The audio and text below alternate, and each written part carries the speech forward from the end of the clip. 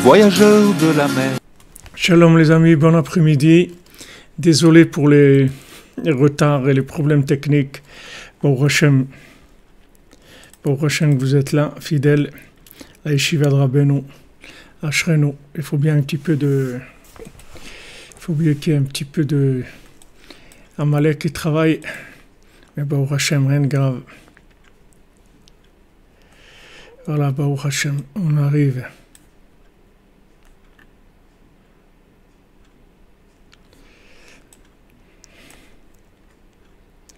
Amen, amen, Bezat Hashem, que refoua shlema chez tous les malades, Bezat Hashem.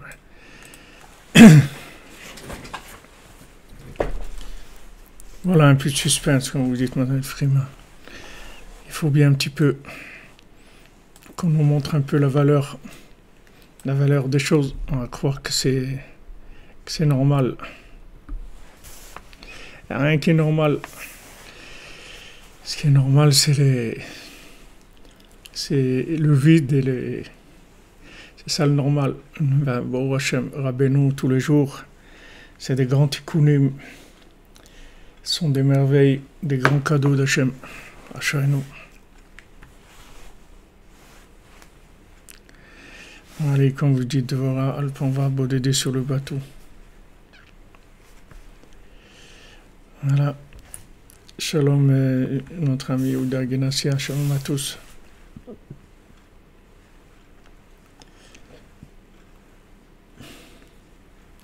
Merci Jean-Hilaire. Dieu te bénisse. Voilà. En direct de Ouman. Comment on peut imaginer ça? On peut être connecté en direct de Ouman, du monde entier. Baruch Hashem.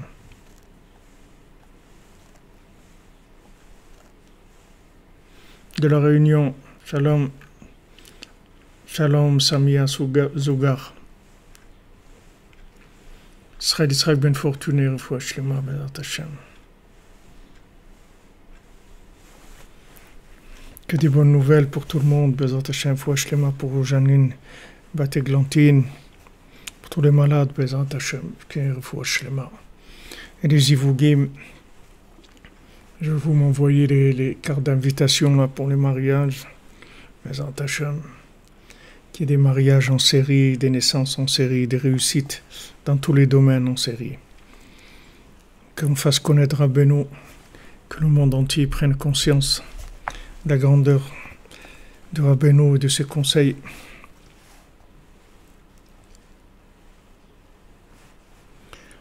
Oui, Stéphane Touati, tout va bien, Ouman. C'est extraordinaire, Ouman. Bon, Hachem.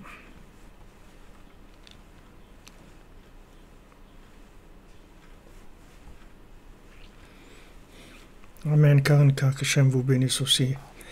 Toute la cordonnerie, le monde entier, Bezat Hashem. Que le monde entier soit Béchalom. Tous les gens, ils échangent et qu'ils comprennent que chacun a sa place.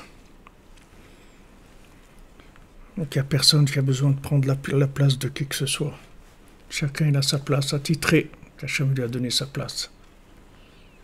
Binyamin Aaron Ben Chaya, Bezat Hashem. Atzlacha Rabba.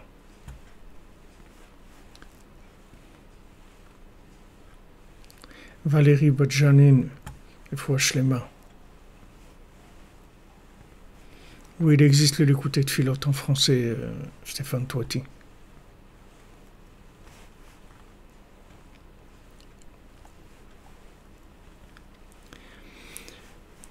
Donc on est dans notre étude sur la Torah 56 au sujet des deux frères dont l'un est décédé sans enfant. Et comme tous les deux, ils sont sortis de la même racine, c'est-à-dire du même père, et qui sont le début de l'amshacha des tzinorot, c'est-à-dire le début des conduits, de là où les conduits vont se séparer, mina'av b'chokhma, c'est-à-dire dans la chokhma, dans la sagesse, ils viennent de la même racine. Donc maintenant, par le frère qui vient du même père, on peut réparer celui qui est décédé sans laisser d'enfant, parce que son frère, il peut faire la continuité à sa place. C'est-à-dire que maintenant, on a toujours il y a toujours une possibilité, en remontant plus haut, il y a toujours une possibilité de retrouver un endroit où le chemin il reprend, si vous voulez. C'est-à-dire, dans la vie, c'est la même chose. Rabbeinu, il explique ça dans l'Écoutez Moran, que maintenant, il y a toujours un point comme comme dans l'ordinateur, c'est-à-dire il y a un point de restauration du programme, de Windows. C'est-à-dire qu'on retourne dans un point de restauration, c'est-à-dire il y a un point, avant que les problèmes ont commencé, il y a un point de restauration, on peut retourner. Donc ça, il y a toujours. Et l'Onishmat Joseph Jonas Bat Fortuné, Ben Fortuné.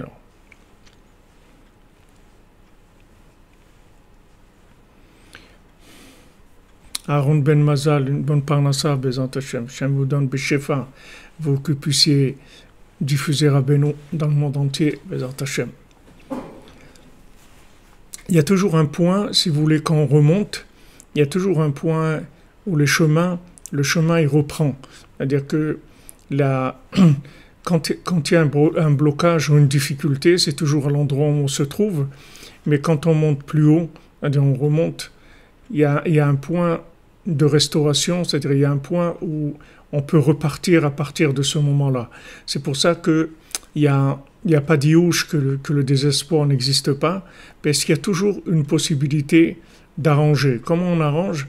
On n'arrange pas par rapport à là où on se trouve, on remonte, et là où le chemin, il était echad, c'est-à-dire là où cette chose-là, elle n'était pas encore développée de manière à ce qu'il y ait un problème. Imaginez-vous, par exemple, que vous êtes en train de faire quelque chose, de cuisiner quelque chose, vous faites un gâteau, par exemple, maintenant vous arrivez au moment de la cuisson et vous vous rendez compte que ça ne va pas, c'est pas ça. Alors imaginez que vous puissiez retourner en arrière et que ça revienne à l'état où il y avait la farine. Alors vous retournez et là vous corrigez l'erreur qu'il y a eu et vous reprenez. Alors spirituellement, il y a toujours cette possibilité-là, parce qu'il y a toujours dans le monde les deux côtés. Il y a toujours un côté de Ahava Shebeyamim et Memidot. Il y a toujours un travail dans le jour, dans la journée, dans les jours, dans les midot, dans les mesures, et il y a toujours une Ahava Shebedat, c'est-à-dire il y a toujours un niveau inclusif par rapport à la situation qu'on est en train de vivre. Donc on retourne en arrière, c'est-à-dire on remonte avant que cette chose, elle ne rentre dans des récipients, et là, on reprend et on fait de nouveaux récipients. Et c'est comme ça que le monde se répare. C'est-à-dire tous les jours, on recommence. Et chaque fois qu'on recommence, c'est mieux, parce qu'on arrive à corriger à chaque fois, comme la Lune. Chaque fois que la Lune, elle se renouvelle, alors c'est une possibilité de réparer. Voilà, on remonte le courant. On peut toujours revenir il y a toujours un point de départ. C'est-à-dire, il n'y a rien qui est jamais perdu. Comme Rabbeinu dit, si tu as ma'amin, si tu crois qu'on peut abîmer, alors crois qu'on peut réparer. Parce qu'on peut toujours revenir en arrière et reprendre la chose avant qu'elle ne devienne ce qu'elle est aujourd'hui. Il y a toujours une possibilité, c'est ce qui s'appelle la tchouva en général, c'est-à-dire il y a une possibilité toujours de réparer. On remonte dans la Emouna et là on répare ce qu'il y a eu.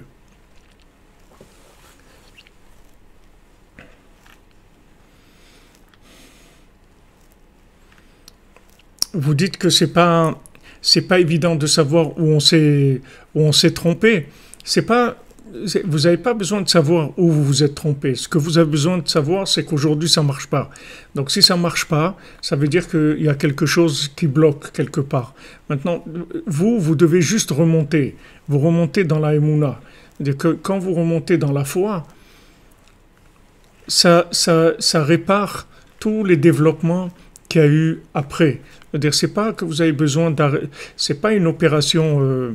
c'est pas comme une opération où vous êtes en train de déboucher des tuyaux et vous avez besoin de savoir à quel endroit le tuyau est bouché. Vous remontez à la racine. Et à la racine, c'est la Emouna. La racine, c'est Hachem. La racine, c'est que Hachem, il nous aime et que Hachem, tout ce qu'il fait, c'est bien. Ça, c'est la racine. Maintenant, une fois qu'on monte dans cette racine-là, De là, on repart et on commence à réparer. C'est ce qui se passe, c'est ce qu'on fait physiquement toutes les nuits.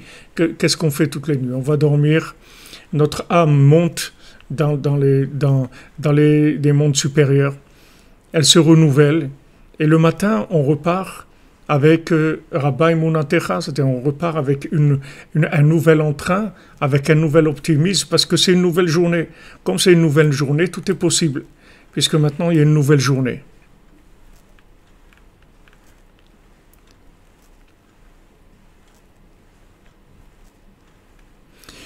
Est-ce que ça veut dire que dans le mitzvah, on va dans le sens mikoach léaporal du potentiel et réalisation, et dans la faute, sur le contraire, on revient à la source?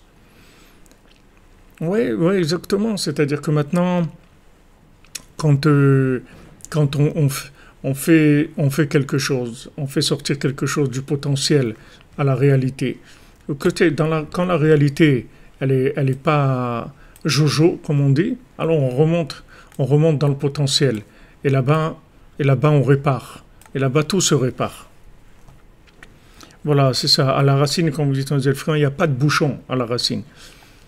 Il n'y a pas de bouchon, c'est-à-dire dans la racine, tout est possible. Et Baruch Hashem, la tchouva, le principe de la tchouva, c'est la possibilité de remonter le temps. Donc si on remonte le temps, alors le temps dans lequel il y a eu le problème, il n'existe plus, on remonte le temps, on efface ce temps-là, il n'existe plus, et on remonte vers un temps meilleur, vers un temps où les choses étaient plus optimistes, étaient plus valables, et on pouvait faire beaucoup de choses. On remonte le temps.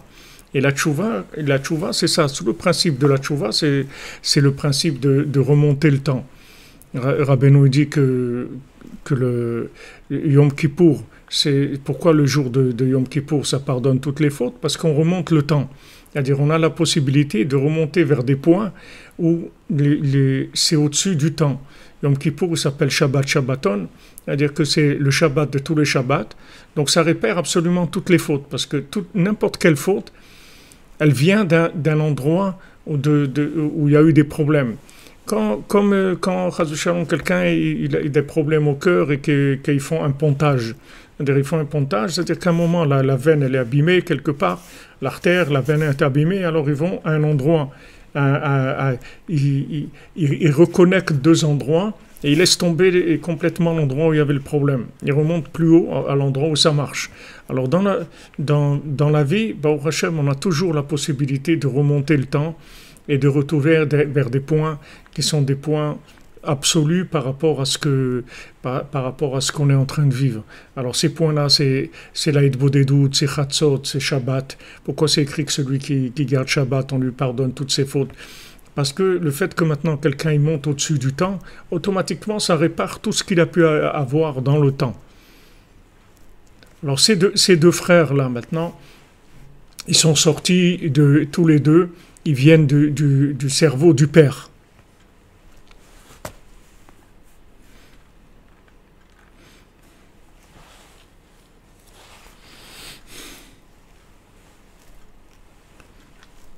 Tous les deux frères, ils viennent du cerveau du père. Donc du moment où maintenant il y a un des frères qui a eu un problème dans les kelim, c'est-à-dire dans la réalisation, il n'est pas arrivé à être motzi mikoach la poal, c'est-à-dire il n'est pas arrivé vraiment à réaliser sa vie parce qu'il n'est pas arrivé à transmettre, puisque comme on l'a expliqué dans les cours avant, que maintenant exister, c'est transmettre, parce qu'on ne peut pas exister de par nous-mêmes. Pour exister, il faut qu'on transmette, et c'est là où on a transmis, c'est là où ça va exister. Si maintenant on a donné à quelqu'un la possibilité de faire quelque chose, c'est comme ça qu'on va exister. On ne peut pas exister en tournant sur nous-mêmes. Quand on tourne en circuit fermé, c'est que du potentiel, c'est pas de la réalité. Amen, merci Aaron, merci de ton soutien et ton enthousiasme pour le Mishkan. Le Mishkan en ce moment il dort un petit peu, il n'y a pas tellement de fond, mais Bezant Hashem. Voyez l'eau qu'il y a derrière nous, elle coule, Bezant Hashem, on attend la bracha. On attend la bracha de Rabbeinu, la bracha des tzadikim pour faire avancer les choses. Alors maintenant quelqu'un sur lui-même, il tourne en potentiel. C'est-à-dire que tout ce qu'il peut y avoir de bien, c'est que du potentiel. Maintenant, quand on donne, Alors dès qu'on donne, on donne un keli, on donne un tzimtzum, c'est-à-dire une contraction par rapport à nous-mêmes, puisque nous-mêmes on représente le père de cette chose-là, c'est-à-dire l'initiateur de cette chose-là, celui qui était à l'origine de la réalisation de cette chose-là, et en donnant, alors on va se réaliser à travers cette chose-là. Si maintenant on a un élève, alors à travers cet élève, on va se réaliser comme Moshe Rabbeinu, il va réaliser ce qu'il doit faire avec Yeshua ben Nun, qui va faire ce que Moshe Rabbeinu, il n'a pas pu faire.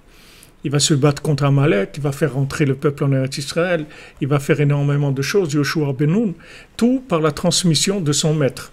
Donc tout ce principe, il est chez chacune d'entre nous. Donc chaque fois qu'on va arriver à trouver une possibilité de donner, on va exister en donnant, et c'est comme ça qu'on s'inclut dans l'éternité en fait. C'est-à-dire en donnant, on s'inclut dans l'éternité. Comme il avait dit le Rav Yitzhak Abrabanel, quand il avait été convoqué par le roi d'Espagne, et que quelqu'un avait fait du Lachon Hara sur lui. D'ailleurs, il faut qu'on fasse les halachot de Lachon Hara en même temps qu'on y pense. C'est-à-dire que le roi, il y avait quelqu'un qui était venu, qui avait dit au roi d'Espagne que le Rav Abrabanel, il avait beaucoup d'argent et qu'il cachait les biens qu'il ne déclarait pas, etc. Alors le roi, il savait que le Rav Yitzhak Abravanel, c'était un grand tzaddik, et il lui a demandé, pour faire plaisir à ces accusateurs-là, pour les calmer, il a demandé de faire une liste de ce qui lui appartenait. Alors Rav Yitzhak Abravanel lui a fait une liste de ce qui lui appartenait, et quand le roi il a vu la liste, il a vu qu'il manquait énormément de biens. Donc le roi, il n'avait pas le choix, il l'a mis en prison, etc. Mais ça le travaillait quand même. Parce que tu disais, je sais que c'est un tzaddik, et je sais que c'est quelqu'un de grand, comment il a pu faire quelque chose comme ça? Donc il l'a convoqué, il lui a dit Rav Yitzhak, comment je vous ai demandé la liste de vos biens, je sais que vous avez telle propriété, vous n'avez pas écrit sur la liste. Alors il a dit, Majesté, vous m'avez demandé de déclarer ce qui m'appartient. Ce qui m'appartient, c'est ce que j'ai donné, parce que personne ne peut me le prendre. Ça y est, c'est parti, ça. C'est inclus dans l'éternité. Maintenant, ce que j'ai aujourd'hui à moi, ça, vous voyez, en un moment, j'ai tout perdu, vous m'avez tout pris, vous m'avez mis en prison. Donc, vous voyez, ça, c'est pas à moi. Mais par contre, ce que j'ai donné, ça, c'est à moi pour l'éternité. Ça, vous pourrez jamais me le prendre. Alors ce principe, il est valable pour chacun et chacune d'entre nous. C'est-à-dire, on se réalise dans la transmission. C'est le principe de la vie. C'est-à-dire, de la vie, c'est ce qu'Hachem a créé, la vie. Le principe de la vie, c'est qu'on existe en transmettant. Donc, maintenant, ces deux frères, il y en a un qui est décédé et qui n'a pas pu transmettre. Donc, le deuxième, le frère, comme ils sont comme ils viennent de la même racine dans l'esprit du Père, il va remonter dans l'esprit du Père. Là, tous les deux, ils étaient un, et de là-bas, il va redescendre dans des kélim avec la veuve du défunt, et avec la veuve du défunt, il va avoir un enfant qui va être en fait l'enfant de son frère, et c'est même plus que l'enfant de son frère, c'est son frère lui-même. C'est-à-dire qu'il va vraiment venir se réaliser pour commencer, comme c'est écrit pour Noach, elle était le dot Noach. Que c'était la descendance de Noach, c'était Noach lui-même, parce qu'il n'y avait personne. Donc il a recommencé à zéro. Hachem, il a fait recommencer presque à zéro. Pas tout à fait à zéro, mais presque. Alors les deux lois de Lachon Hara, même si les faits sont rapportés par deux personnes ou plus sur une autre, il est interdit d'y prêter foi, de le tenir pour vrai. Il est seulement permis d'adopter une certaine méfiance à l'égard de la personne visée, comme c'est le cas avec du Lachon Hara émis par une seule personne. Donc c'est pas parce qu'il y a plusieurs personnes qui disent la même chose que ça change, ça appuie quoi que ce soit dans le Lachon Hara. Je vous rappelle que le Lachon Hara, c'est quand on dit des choses vraies. Quand on dit des choses pas vraies, ça s'appelle du Motzi Shem Ra. Mais le Lachon Hara, c'est des choses vraies, c'est pas du mensonge. Mais seulement on parle du mal de quelqu'un. Il est interdit de croire que ce que les rumeurs colportent, quelle que soit la nature du méfait prétendument commis. Il est interdit de propager ces bruits, à plus forte raison lorsque les dommages causés risquent d'être accrus. Donc on n'a pas le droit de de propager des rumeurs. Et surtout, si en propageant ces rumeurs, ça risque d'augmenter les conséquences, les dommages chez la personne ou dans la situation qui se présente à nous.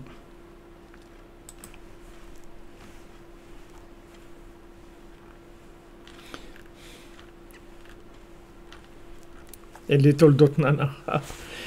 Et les toldot noirs, c'est-à-dire noir en fait, le fait qu'il n'a pas sauvé la génération, alors il est retourné dans le potentiel de lui-même.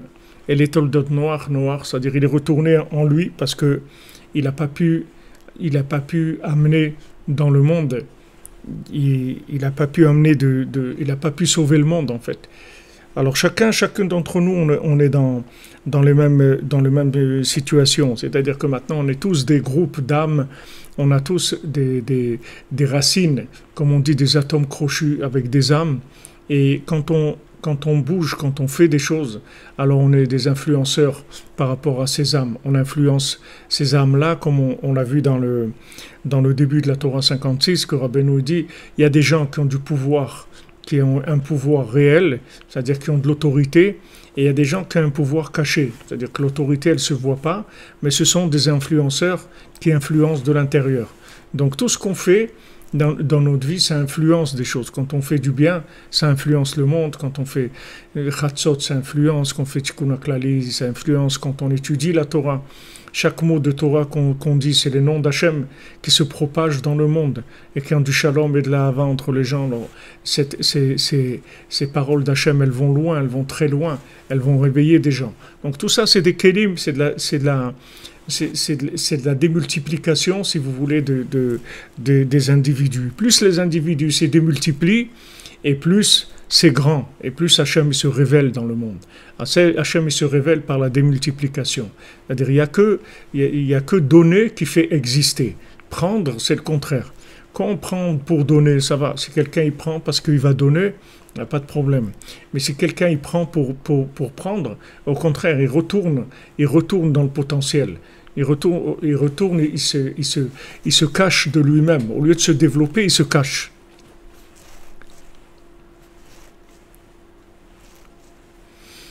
Salam Klabi, comment on fait pour ne plus fauter? On se remet entre les mains d'Hachem, on s'attache au tzaddik et on se remet entre les mains d'Hachem. Rabbeinu dit, tu t'attaches au tzaddik et tu dis que toute ta journée, elle soit selon la volonté d'Hachem. Puis après, tu avances, c'est tout. Et tu verras que petit à petit, les choses vont s'arranger, Bezat Hachem. Le père, c'est la chokhma, oui, Sandrine Kohl. Le père, c'est la chokhma, c'est-à-dire, le père, ça veut dire c'est la racine de ce qu'on est en train de vivre. Ce qu'on est en train de vivre, c'est les enfants. Et le père, ça veut dire qu'il y a une racine à ce qu'on est en train de vivre. Amen, Vincent Rabier, amen, que Dieu vous bénisse. Merci, Fabienne, pour le petit caillou, pour le Mishkan. Amen, amen, merci beaucoup. Bezrat Hashem. Bezrat Hashem. Voilà exactement, comme vous dites, Nozel Frima. Donner, c'est révéler son potentiel. C'est-à-dire, quand on donne, en fait, on se révèle soi-même. Comme Rabbeinu dit dans l'Écoute Moran, que c'est comme un. Si on voit un tampon, il est à l'envers quand on le voit. Maintenant, quand on le met. On le met sur un papier, alors on voit ce qui est écrit. Alors Rabbeinu dit ça pour le tzaddik. Il dit que le tzaddik, on ne le connaît pas. On le connaît à travers ses élèves. Quand il transmet à ses élèves, alors on voit qui c'était le tzaddik. Et ça, c'est le même principe. Vous dites, Madame Zouari, il faut prendre conscience de qui on est. C'est vrai, mais c'est l'intention qu'il faut avoir. C'est-à-dire il faut avoir une intention de donner. Parce qu'en fait, vous saurez qui vous êtes que quand vous allez donner. Tant que vous ne donnez pas, vous ne savez pas qui vous êtes. Parce que vous êtes en potentiel de vous-même. Vous ne pouvez pas savoir qui vous êtes. Vous avez beaucoup de choses. Vous avez beaucoup d'atouts, vous avez beaucoup de dons, de choses extraordinaires. Mais si vous ne donnez pas, vous n'allez pas voir que vous avez ça. Comment vous allez savoir? Vous ne pouvez pas vous-même savoir qui vous êtes vous-même. C'est quand vous allez donner, vous allez voir, vous allez sortir de vous-même pour vous réaliser à travers quelque chose ou quelqu'un ou une situation qui va permettre de révéler vos potentiels, et là vous allez savoir qui vous êtes.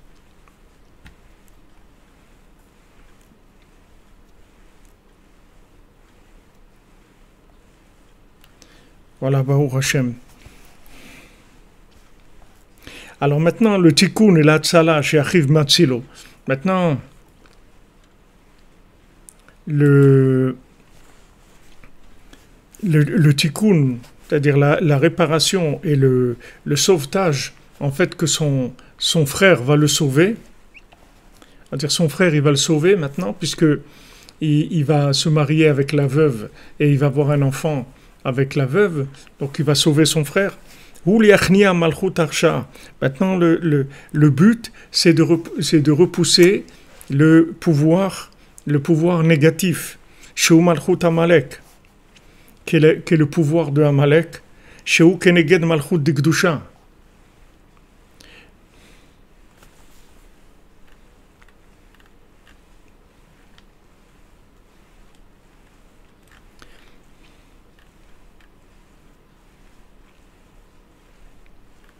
Merci Greta Gibus, Shem vous bénisse.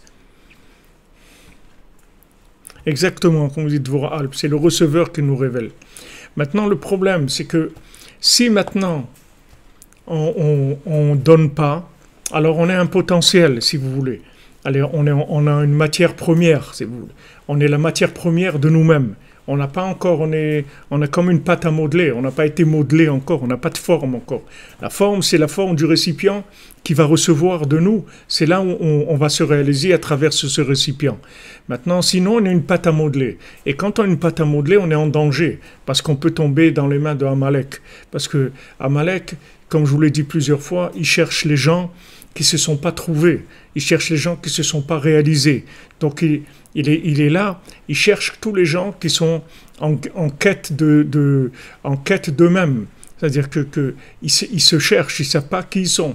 Alors lui, il vient, il leur propose des réalisations, il leur propose des vêtements, c'est-à-dire des modes de vie, parce qu'ils sont perdus, les gens. Ils ne savent pas qui ils sont. C'est pour ça que vous voyez que qui est-ce qui lutte contre Amalek? C'est Yehoshua ben Nun. C'est lui qui fait la guerre dans Amalek. Maintenant, Moshe Rabbeinu lève ses mains au ciel. Lui, Moshe Rabbeinu, il prie. Et Yehoshua ben Nun, il fait la guerre contre Amalek. Parce que l'élève, grâce à la connexion avec son maître, il va pouvoir faire la guerre contre Amalek, c'est-à-dire lutter contre ces pouvoirs négatifs qui sont des forces de détournement, qui veulent détourner les gens, qui veulent les amener vers l'esclavage, en fait, et vers l'ignorance d'eux-mêmes. Quand Paro il disait de jeter tous les premiers-nés, de jeter tous les premiers-nés dans le fleuve, c'est-à-dire, qu'est-ce que c'est ces premiers-nés? Le premier-né, c'est Réchit, comme c'est écrit, Réchit on. Réchit, c'est le début de la réalisation du père dans le premier enfant. C'est pour ça qu'il est l'aîné.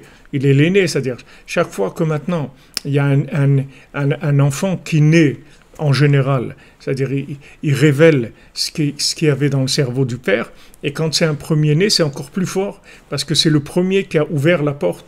Après, il y a d'autres. Pour ça qu'Hachem, il a frappé les premiers-nés, et normalement, Hachem, il avait pris les premiers-nés comme étant ceux qui devaient être les Lévi'im. Les Lévi'im au Beth Amikdash, ça devait être normalement les premiers-nés. Mais quand ils ont fauté avec le veau d'or, alors c'est les Lévi'im qui sont devenus la tribu des Lévi'im qui ont pris la place des premiers-nés.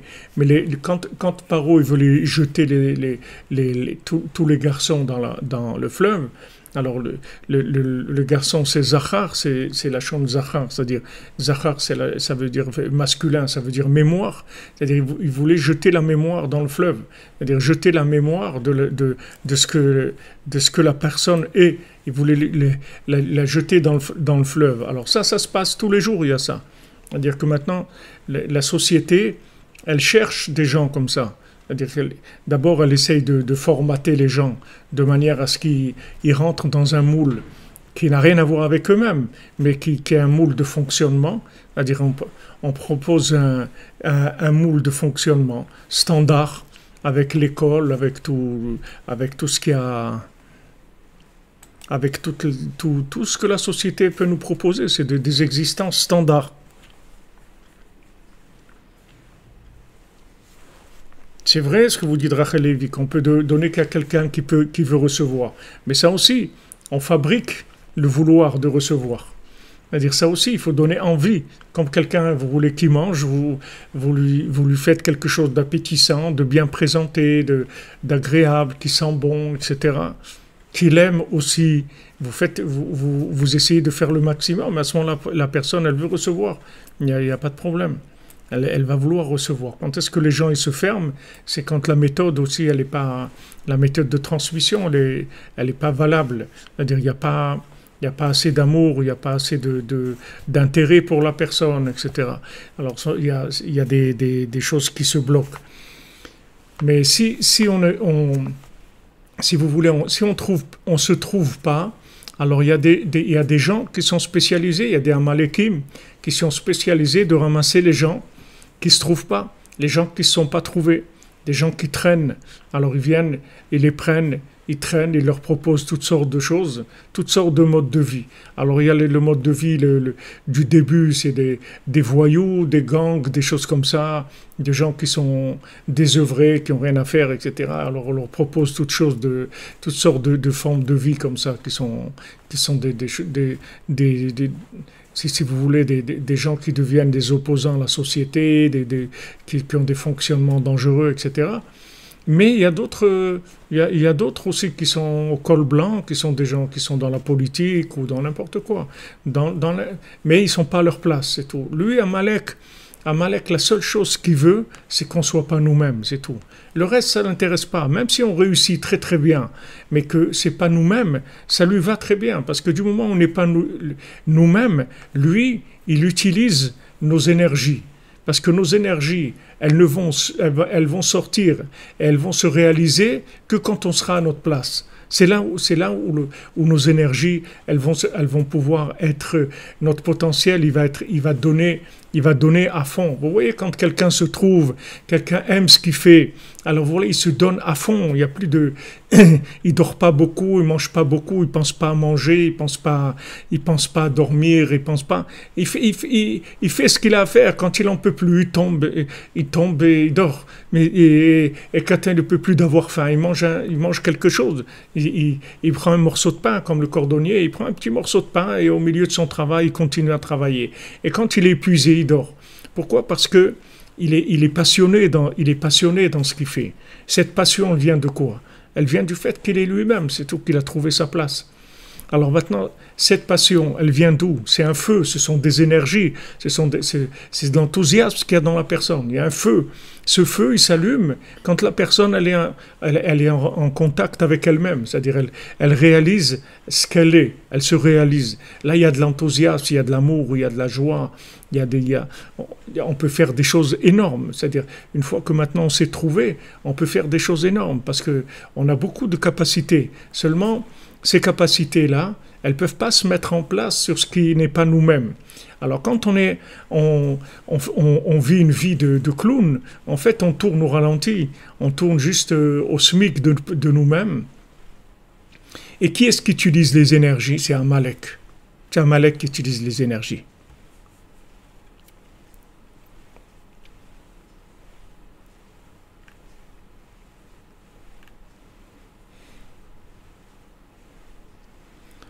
Bien sûr, c'est les Amalekim, ils sont là. Ils sont là et quand on est à côté, quand on dit à côté de nos pompes, c'est-à-dire on est à côté de nos chaussures. C'est pour ça aussi que Rabbeinu là-bas il parle des chaussures à trois coins, parce que quand on a trouvé une chaussure à notre pied, alors ça va, on devient nous-mêmes. En fait, la chaussure à notre pied, c'est ce qui va nous permettre de marcher sur la terre, c'est ce qui va nous permettre d'avancer sur la terre, et avec toutes les allusions que ça veut dire, c'est-à-dire notre réalisation à travers le mariage, à travers la transmission, à travers le fait qu'on va donner, alors on va se réaliser. Mais sachez que le Amalek, lui, il met, c'est Gematria Safek, c'est le numérique doute, il met le doute sur ce qu'on est, sur ce qu'on a à faire dans notre vie, il nous fait peur, surtout quand on approche d'être nous-mêmes, surtout qu'on s'approche de Rabbeinu, que Rabbeinu il va nous mettre à notre place, il va nous aider à nous trouver, il va nous donner tous les outils, le tzaddik, pour nous trouver. Alors quand on veut s'approcher de là, alors il se déchaîne à Amalek, parce qu'il sait qu'il va perdre un client. Il va perdre un client, c'est plus qu'un client, c'est un fournisseur d'énergie. C'est-à-dire que Amalek, il vit avec ses paumés, les grands paumés du monde, c'est avec ça qu'il vit Amalek. Alors tant qu'il peut entretenir les gens dans la clownerie, il est tranquille, il a de quoi s'alimenter. Mais quand les gens se sont trouvés, alors la lumière rentre dans des récipients, et c'est fini, il peut plus rien faire du tout. Alors quand quelqu'un veut s'approcher du tzaddik, c'est sûr qu'il y a des opposants, il y a des gens au début qui vont lui parler du lachon hara sur le tzaddik, qui vont essayer de l'éloigner, qui vont essayer... Il va essayer toutes sortes de méthodes pour essayer d'éloigner du tzaddik. Une fois que la personne, elle se trouve chez le tzaddik, après, vous voyez, quand Rabbi Nathan, au début, ils ont tout fait pour essayer de l'éloigner de Rabbeinu, son beau-père, son père. Ils étaient tous dans un état terrible. Même le père de Rabbi Nathan, il a conseillé à la femme de Rabbi Nathan de divorcer. Il lui a dit, divorce de mon fils, parce que mon fils, il n'est pas bien, il est devenu Breslev et tout. Il faut que tu divorces de lui. Et elle a dit, moi, je ne fais rien sans demander à mon père. Alors, quand son père est venu, le grand Rav David Tzvi, qui était le plus grand Rav d'Ukraine, il est arrivé, il était de passage chez elle. Alors elle lui a dit, voilà, regarde, mon mari, il est devenu Breslev, etc. Et mon beau-père, il me conseille de divorcer, etc. Alors Rav David Tzvi lui a dit, est-ce que ton mari, il étudie plus qu'avant? Alors elle lui dit ça, oui, il étudie beaucoup plus qu'avant. Il lui a dit, si il étudie beaucoup plus qu'avant, non seulement reste avec lui, mais essaye de trouver tout ce que tu peux pour essayer d'amener une parnassa à la maison pour qu'il puisse étudier, continuer à étudier comme il le faut. Vous voyez la grandeur de ces tzadikim, de ce Rav David Tzvi, même que ce n'était pas un Breslev, que c'était un opposant au chassidisme, mais respecté quand il voyait quand quelqu'un était investi dans Avodat Hashem. Pour lui, ça voulait tout dire. Il n'avait pas besoin de politiser ça. Du moment où il a vu que Rabbi Nathan, il était plus investi, il était plus engagé qu'avant, ça lui a suffi pour savoir que c'était le chemin qui lui convenait. Mais regardez, même son père, Rabbi Nathan, le père de Rabbi Nathan, il a conseillé à sa belle-fille de divorcer. Regardez jusqu'où ça va. Et Rabbi Nathan, il était attaqué de partout. Pourquoi? Parce que c'est l'ennemi numéro 1 de Amalek, puisqu'il allait transmettre Rabbeinu. Donc Amalek, il s'est mis contre lui, il s'est acharné sur lui toute sa vie. Ça lui a servi à rien. Ça lui a servi à rien. Bien sûr qu'il a faibli. C'est sûr qu'il a faibli et que... Il a créé des dégâts et il écoutait à la chôte. Il y avait 3 fois plus que ce qu'on a aujourd'hui. Aujourd'hui, on a 8 volumes. Il y avait 24 volumes. Il a fait beaucoup et il a empêché Rabbi Nathan de faire beaucoup de choses. Mais avec ce que Rabbi Nathan il a laissé, ça suffit largement pour la réparation du monde. Mais ça, il l'a vu, le Satan. Il s'est attaqué.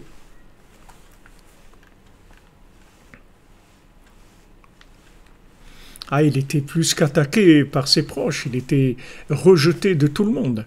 Mais il y avait une chose qu'ils ont compris, que tout ce qu'ils allaient faire, ça servirait à rien.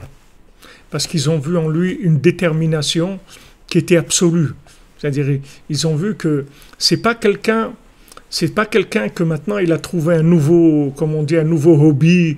Maintenant il s'est rapproché de Breslev. Avant c'était ça. Avant il aimait la musique, ou avant il aimait le sport. Avant il aimait les voyages. Maintenant il aime Breslev. C'est pas ça. C'est-à-dire qu'ils ont vu un homme qui s'est trouvé. Et quand quelqu'un il se trouve, c'est terminé. Il n'y a plus personne qui peut l'arrêter. On peut lui mettre des croche-pieds, on peut l'embêter, on peut le faire souffrir, mais l'arrêter, personne ne va l'arrêter. Personne ne va l'arrêter. Personne. Parce qu'il s'est trouvé. Du moment où il s'est trouvé, il est en full power. Il a toute sa puissance. Il a toute sa puissance parce qu'il a la lumière et le récipient qui sont entièrement emboîtés l'un avec l'autre, qui fusionnent l'un avec l'autre. Il n'y a personne qui peut l'arrêter. Et ça, ils l'ont vu. Ça, ils ont vu chez Rabbi Nathan que ça ne servait à rien. Ils lui ont enlevé sa parnassa, ils lui ont pris même, son père lui a pris même la dot qu'il avait. La dot, c'est à lui. Son père lui a enlevé. Il lui a dit, de toute façon, je vais te déshériter, je t'enlève tout. Tu sors de chez moi, je veux plus te voir. Il allait chez son grand-père, il a vécu chez son grand-père. Et avec son épouse chez son grand-père. Après, il est allé habiter à Breslev. Mais Rabbi Nathan, quand ils se sont rendus compte que de son niveau de détermination, ils savaient qu'ils ne pourraient rien faire contre lui, ça serait terminé. Ça serait terminé, c'est-à-dire que contre lui, c'est terminé. C'est-à-dire on peut plus l'arrêter. On va l'embêter, mais l'arrêter, on ne pourra pas.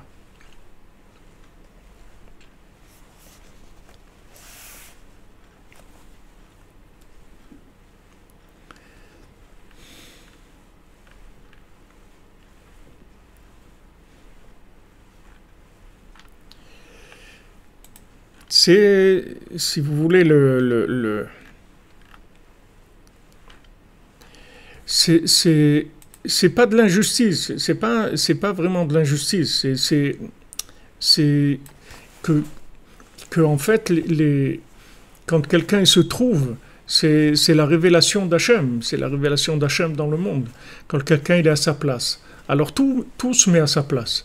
Tout se met à sa place, tout le rapport qu'il a avec ce monde, que ce soit la nourriture, l'argent, les rapports affectifs, tout se met à sa place automatiquement. Et ça révèle Hachem. Ça révèle Hachem. Donc sur ça, tout le monde entier est contre ça, et surtout quand il y a des gens qu'eux-mêmes ils se sont pas trouvés, parce que toute la clownerie, tous les gens qui sont des clowns, ils supportent pas les gens qui sont vrais, parce que pour eux on risque de découvrir le poteau rose. Donc il y a beaucoup d'opposition à ça. Exactement, Malek il essaye de se venger.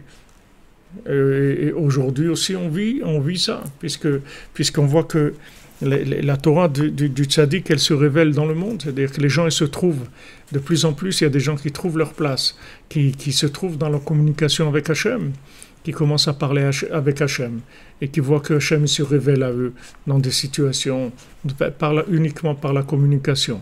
Alors ça, Amalek qui sait que c'est sa fin, comme il l'a dit, quand il a vu Rabbeinu, il a dit c'est terminé. Donc Amalek, lui, s'alimente de ça.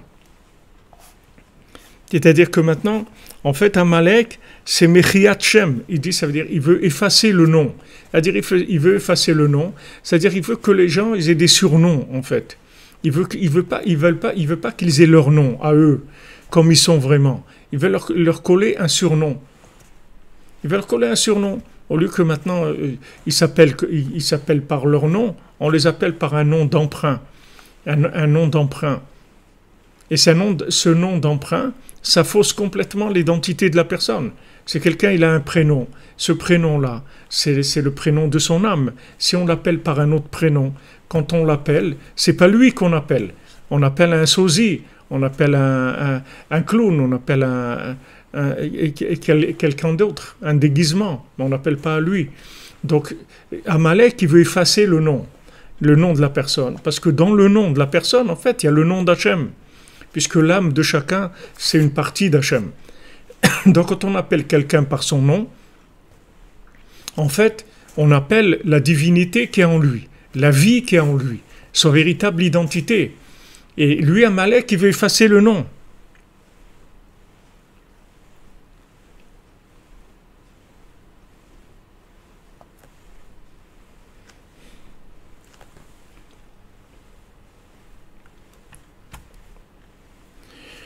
Voilà, quand vous dites Pascal Benaïm, il leur colle des étiquettes, voilà, il les appelle comme ci ou comme ça, il leur donne des noms, des noms d'emprunt, des noms qui ne sont pas leurs noms à eux. C'est-à-dire qu'ils ne les appellent pas parce qu'ils veulent effacer leur nom.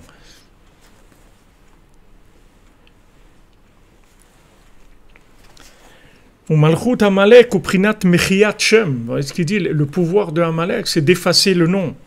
Comme Shkatouf, Timche et Zecher Amalek. Et nous, la Torah nous dit, efface la mémoire d'Amalek. Un code barre, exactement. Ou Misha Machizato Beprinat Shvirat Kelim.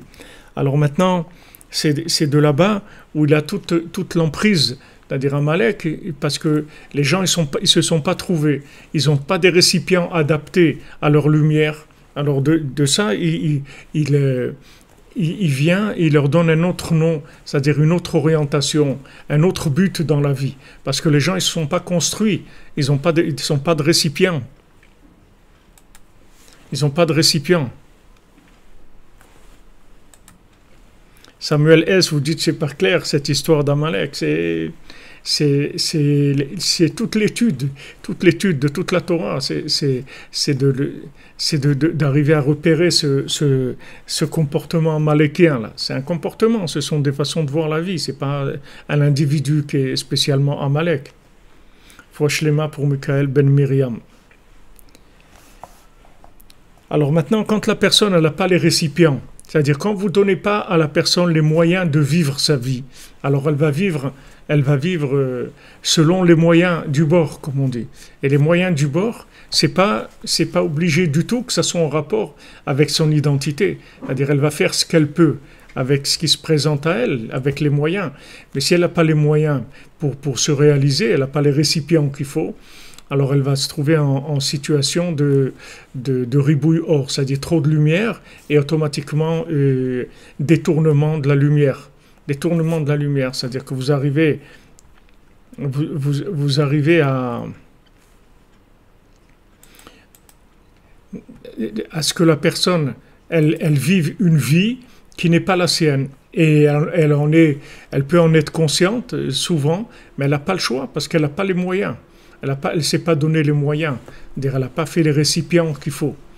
Il faut faire des récipients pour que la lumière de notre âme, elle puisse se réaliser dans le monde. Faire des récipients avec la prière, avec la émouna, avec le bien qu'on fait, il faut faire des récipients.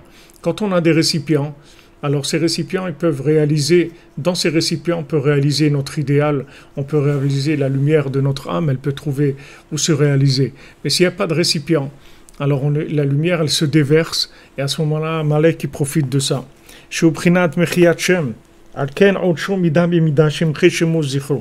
Alors comme maintenant Amalek, lui, il veut pas qu'on ait notre vrai nom, il nous cache nos origines, il nous cache notre nom, il veut pas qu'on se réalise. Alors Hachem, il dit, voilà, il faut effacer son nom à lui. Malchut Amalek uprinat ach Esav le Yaakov, qui est Zera Esav. Parce que Amalek, il vient de Esav, qui est le frère de Yaakov. Vous voyez, c'est très proche. C'est pas maintenant quelqu'un, c'est pas un zombie, quelqu'un qui vient d'un endroit où il n'y a aucune comparaison, comme on dit, il n'y a pas photo, il n'y a pas possibilité de s'assimiler parce que c'est complètement différent. Non, Esav, c'est le frère de Yaakov. Ils ont la même maman. Ils ont la même maman, ils ont le même papa, c'est des frères jumeaux. C'est-à-dire ils sont à un côté de l'autre. Et c'est de là qu'il vient Amalek. C'est à côté. Amalek, il ne vient pas de quelque chose avec lequel on n'a aucun rapport. Il est juste à côté de nous. C'est-à-dire qu'il est très... Il passe inaperçu parmi les gens qui sont proches de nous. C'est-à-dire on ne le repère pas vraiment.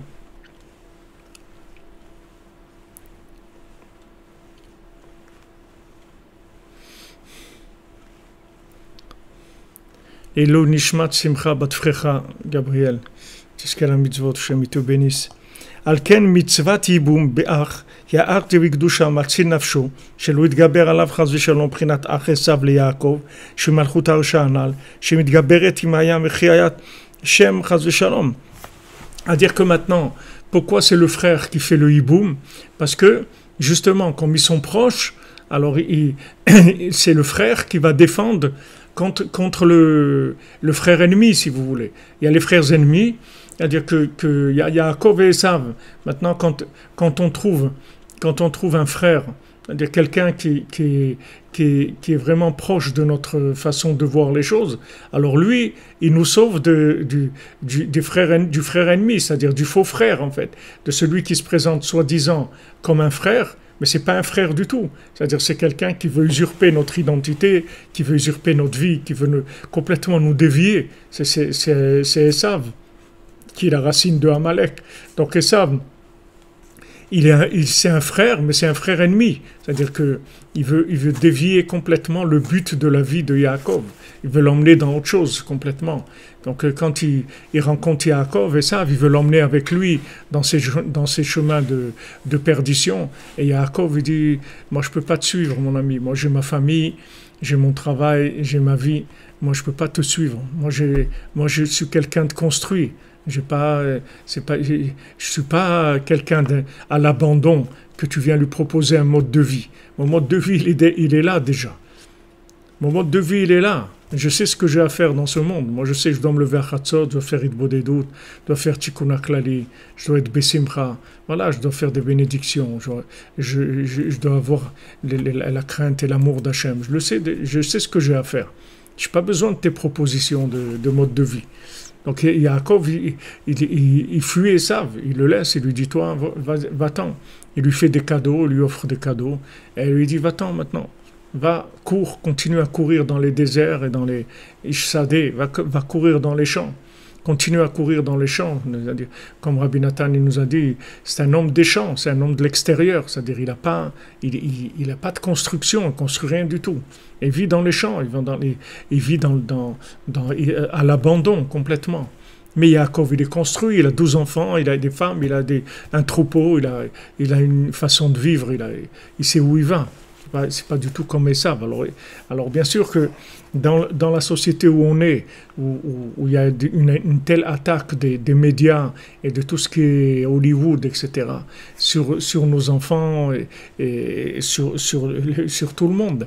Mais même quand on veut transmettre, c'est très difficile parce qu'il y a à l'extérieur, on leur propose des modes de vie qui sont complètement faux, mais ça se voit pas. Ça a l'air intéressant au début, ça a l'air bien, ça a l'air sympa, ça a l'air amical et tout, mais après c'est des très gros problèmes. Exactement, Yehuda, comme tu dis, tout a commencé avec la brisure des kelim au départ. Voilà, il y a des attaques sans arrêt, pour proposer des modes de vie parce que les gens, ils n'ont pas de kelim.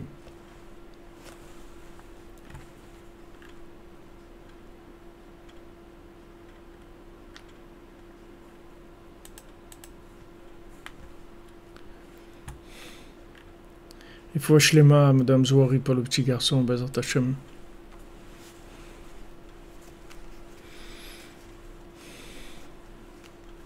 Oui, Gabriel Genassia, c'est bien, oui.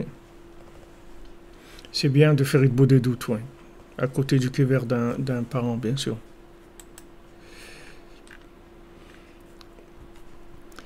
Voilà, les gens, Samuel S., il y a beaucoup de gens qui ne veulent pas se marier parce qu'ils ont peur, c'est tout. Ils ont peur. Mais ça, c'est fabriqué par le cinéma. C'est le cinéma qui fait ça. C'est Hollywood qui fait ça. Qui empêche les gens de... Parce que c'est sûr que ce qu'on vous propose à Hollywood, c'est pas la vie de gens mariés et de gens qui se respectent, des gens qui sont honnêtes et qui s'entraident vraiment et qui construisent un foyer ensemble. À Hollywood, on vous présente des vies qui n'existent pas. C'est des vies de démons. D'ailleurs, la plupart des gens qui sont à Hollywood, il n'y en a pas beaucoup qui restent mariés ou qui se marient. Ouais, qu'est-ce que ça veut dire, il veut vivre libre? Libre, ça veut rien dire. Libre, ça veut dire ne pas exister. C'est ce que ça veut dire libre. Libre de quoi? Qu'est-ce que ça veut dire libre? Libre, ça veut rien dire. C'est un mot qui veut rien dire, libre. Qu'est-ce que ça veut dire libre? Je suis libre, je fais ce que je veux. Et alors? Si tu fais ce que tu veux, alors quoi? Ok, tu as fait ce que tu veux dans ta vie. Ok, après... Qu'est-ce que t'es arrivé à quoi? Pas libre. Libre, il y a une méthode, il y a un mode de vie dans ce monde. Hachem il a dit, pour vous, il faut vous marier, avoir des enfants, avoir des élèves. Il faut arranger le monde. Il faut faire du chesed, il faut faire de la bonté. Il faut travailler, il faut faire des choses, il faut construire. Ça veut dire libre. Libre de quoi? C'est pas libre, c'est que les gens, ils veulent pas travailler, ils veulent pas s'engager dans une construction. Alors, ils ont peur. Ils ont peur que ça soit difficile. Et la construction, c'est difficile. Mais après, on a construit, on a quelque chose. On a construit quelque chose. Dans tout, c'est comme ça. Tout engagement dans tout, ça demande des efforts. Mais après, on a des récipients. Et dans ces récipients, la lumière de notre âme, elle se révèle dans ces récipients. Ouais, comme dit Pascal Benaïm, c'est animal, c'est juste de la consommation, c'est tout. Ça veut rien dire.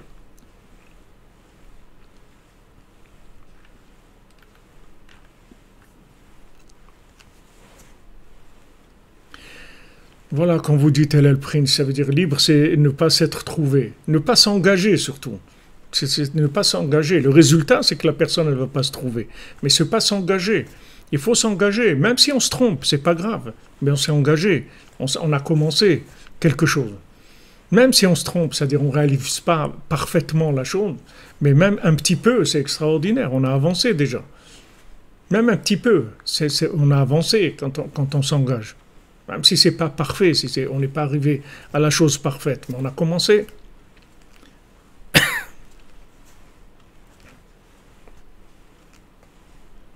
Amen, Israël Pérez, merci que je te bénisse. Alors, Ach Esav le Yaakov, c'est-à-dire que Esav, c'est le frère de Yaakov, Shi Malchut Arisha, Shi Bitgaberet Mayam Chiyat Shem Chad Shalom. Alors maintenant, quand le frère de Yaakov, de Esav, il est là toujours en train de tourner autour de Yaakov pour essayer de le dévier.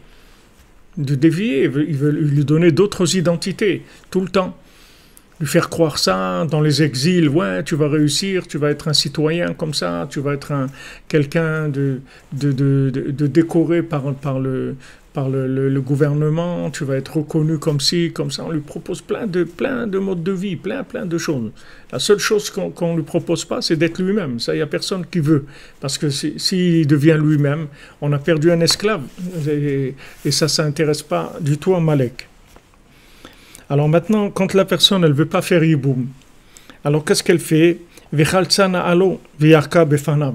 qu'elle fait, la veuve? Elle enlève la chaussure du frère du défunt, et elle crache devant lui. Voilà ce qu'elle fait si maintenant il veut pas. C'est-à-dire, il dit, voilà, moi je veux pas me marier avec la veuve. Et donc, qu'est-ce qu'elle fait, la veuve? Elle enlève la chaussure du frère et elle crache devant lui. Parce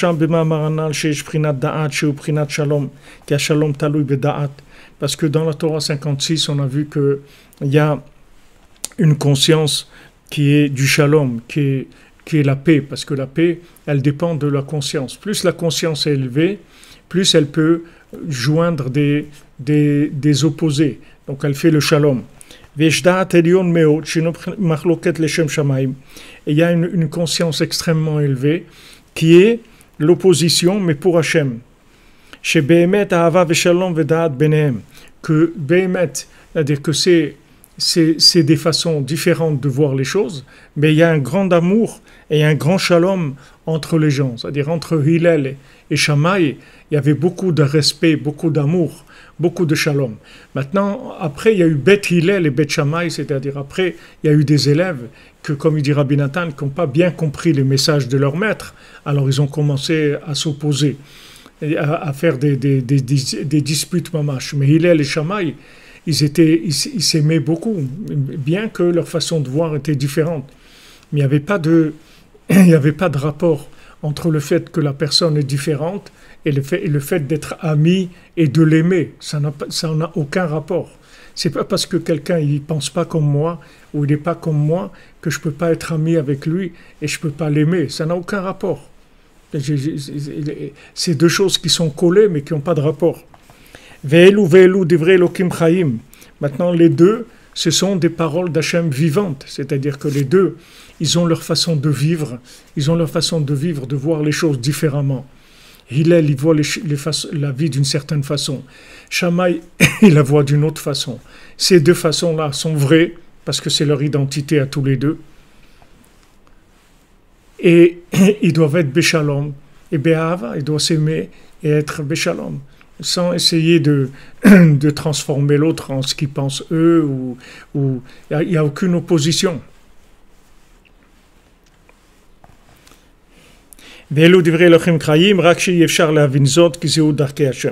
Maintenant, comment comprendre que deux choses opposées les deux, elles sont vraies. C'est sûr qu'avec un esprit logique, on ne peut pas comprendre. Parce que c'est ou noir ou blanc, on ne peut pas comprendre que quelque chose est en même temps vrai et en même temps pas vrai. En même temps vrai, et en même temps c'est pas ça, et en même temps c'est ça. Nous, on peut pas, dans notre logique, on ne comprend pas. Avec la Emouna, on peut accepter. On sait que maintenant, chacun, il a sa façon de voir les choses, et bien que maintenant elle est différente de la mienne, c'est aussi vrai que ce que ma façon à moi de voir les choses. Et ça, c'est le principe de Moshe Rabbeinu. Moshe Rabbeinu, c'est les premières lettres de Moshe Rabbeinu, c'est Machloket, Shammai, Hillel. C'est-à-dire Moshe Rabbeinu représente lui-même ce principe-là, c'est-à-dire d'inclure toutes les différences dans Echad, et qu'en même temps, il donne à chacun de ses élèves, le tzaddik, il lui donne sa propre identité, sa propre façon de voir les choses, et en même temps, il tient tous ses élèves en même temps, c'est-à-dire ensemble, c'est-à-dire il fait les deux en même temps. En même temps, il donne à chacun sa personnalité, son exclusivité dans sa façon de vivre le service divin, et en même temps, il les tient ensemble par un amour extraordinaire. Pourquoi tout ça, c'est possible dans Moshe Rabbeinu. Parce que Moshe Rabbeinu lui-même, c'est Machloket Shammai Hillel. C'est-à-dire lui-même, il représente toutes les différences dans Echad. C'est-à-dire toutes les différences, il en fait qu'une seule chose. C'est-à-dire tout est inclus dans Hachem. Donc lui, il peut donner à ses élèves cette chose-là.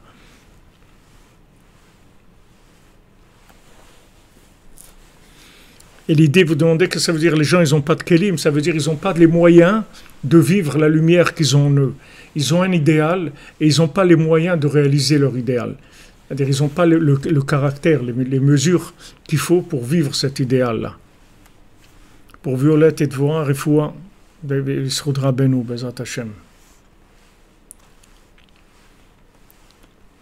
Vous voyez, dans le tzaddik, tout le monde peut vivre. Dans l'attachement à Moshe Rabbeinu, tout le monde peut vivre sa spécificité personnelle et en même temps être béchalom et bé'ahava avec tout le monde, être en paix et en amitié avec tout le monde. Ça ne gêne pas du tout. C'est deux choses qui n'ont aucun rapport. C'est-à-dire, il n'y a pas de problème. Mais ça, c'est possible que dans Moshe Rabbeinu. Sinon, les gens, tout de suite, c'est des rapports de compétition.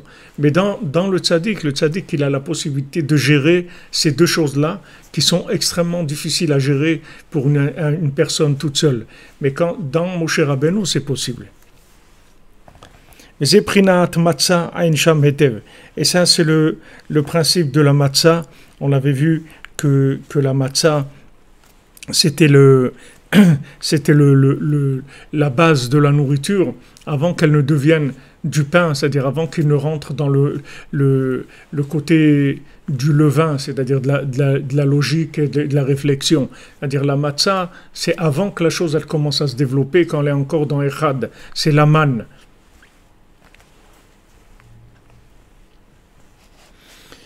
Oui, on est obligé d'avancer, même si on n'a pas tous les kelim, que les kelim ne sont pas assez grands pour notre idéal, comme vous dit Karnika. On doit avancer, mais il faut avancer doucement, il faut aller doucement. Quand les récipients ne sont pas encore complets, alors quand on est à l'état encore embryonnaire, alors on avance doucement. Et on fait très attention à la marloquette, parce que vous voyez, quand on est sorti d'Égypte, qu'on est sorti à l'état embryonnaire, c'est-à-dire on n'était pas resté les 400 ans qu'on devait rester, on est sorti avant, donc on n'avait pas fini d'avoir la conscience qu'il fallait pour recevoir la Torah et pour entrer en Eretz Israël, etc. Mais le seul danger qu'il y avait, c'était la dispute. Il fallait rester tranquille, parce que le fait que maintenant, il n'y a pas de récipient, ça va donner automatiquement de la révolte et de la colère. La personne, elle ne va pas être bien dans sa peau, elle va avoir beaucoup de révolte, parce qu'elle a besoin d'affirmer son identité, puisque son identité, maintenant, elle est encore au niveau embryonnaire, c'est-à-dire elle n'est pas encore vraiment affirmée. Une fois que la personne, elle a réalisé son identité, comme c'est écrit, voilà, l'obatem et la menoucha et la nachala. Une fois que maintenant la personne elle arrive en Eretz Israël, la gdusha d'Eretz Israël, la connexion avec le tzaddik, Behemet, alors la personne elle est tranquille, elle n'a pas de problème. Mais tant que la personne elle est en train de se chercher, c'est-à-dire en train de se construire, alors elle est très très sensible, c'est-à-dire à tout ce qui risque de mettre en danger la réalisation de ce qu'elle est. Donc elle a de la colère, elle a de l'agression, et elle se plaint, etc. Il y a beaucoup de réactions comme ça qui ne viennent en fait que du fait que les récipients ne sont pas encore complets. Alors ça, il faut de la patience, parce que dans le désert, il fallait beaucoup de patience pour que le temps que les gens ce calme de cette révolte-là qui vient du côté prématuré, si vous voulez, de l'engagement. C'est-à-dire c'est un engagement prématuré et on est tous comme ça parce que dès qu'Hachem il voit qu'on peut tenir même un petit peu, Hachem il nous sort tout de suite d'Égypte parce que c'est dangereux. C'est-à-dire qu'on ne sait pas si après la personne elle pourra sortir. On ne sait pas. Alors dès qu'elle tient debout un peu, même si elle n'est pas encore arrivée complètement, tout de suite, le tzaddik, Hachem il a fait sortir, le tzaddik il a fait sortir. Tout de suite, on fait sortir la personne. Mais une fois qu'elle est sortie, après, ça va être difficile pour elle. Parce qu'elle n'est pas encore, complète, elle ne s'est pas réalisée encore complètement. Ça va lui prendre du temps avant d'être elle-même. Mais une fois que la personne elle va être elle-même, c'est-à-dire construite dans des récipients, à ce moment-là, il n'y a plus de colère, il y a plus de... Donc, pendant cette période-là, il faut faire attention à la révolte. Parce qu'on a tendance à être très sensible à tout ce qui va agresser notre personnalité parce qu'on a peur de se perdre. Donc tout ce qui va mettre en danger notre identité, on va devenir très agressif par rapport à ça. Mais c'est normal, c'est pas quelque chose d'étonnant. C'est normal parce qu'on est en construction. Ouais, 40 ans de désert.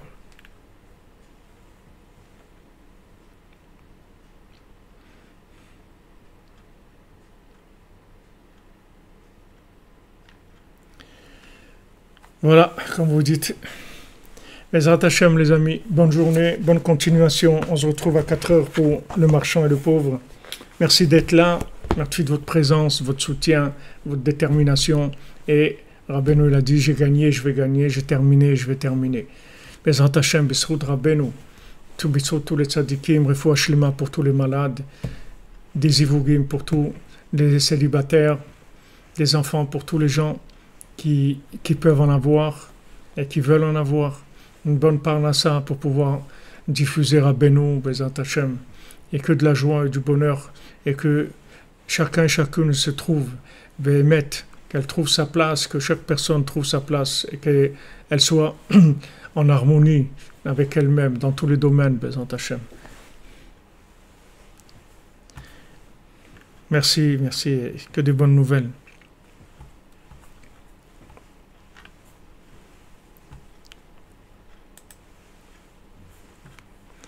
Allez, notre cher ami Eli Cohen, olé.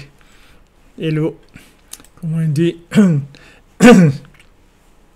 du bateau, en avant. Arabarbarbar, Hana, leur voyage, il racontait. Oui, du bateau, les voyageurs de la mer. Arabarbarbar, Hana, leur voyage, il racontait. Cette vague qui a coulé, qui a noyé le navire. Sur sa crête a scintillé, on l'a vu, on peut le dire. Comme la flamme d'un feu blanc, le navire a coulé vraiment. Comme la flamme d'un feu blanc, le navire a coulé vraiment.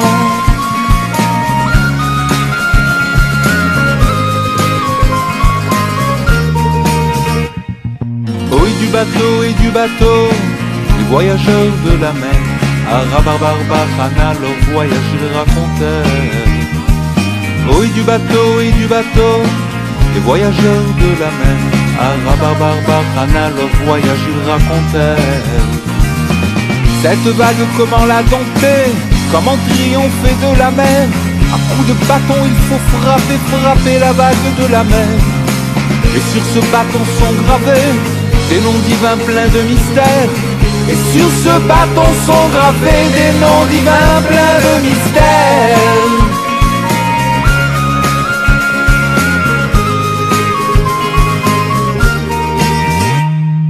Oui, du bateau, les conquérants de la mer. Et Rabarbarbar, Hana, dévoilez-nous ce mystère. Oui, du bateau, les conquérants de la mer. Et Rabarbarbar, Hana, dévoilez-nous ce mystère. Je suis venu dans un rêve au tzaddik Rabbi Nachman, demander qu'il vous révèle dans son Likutei Moharan tous les mystères de la mer, et mes énigmes s'expliquèrent.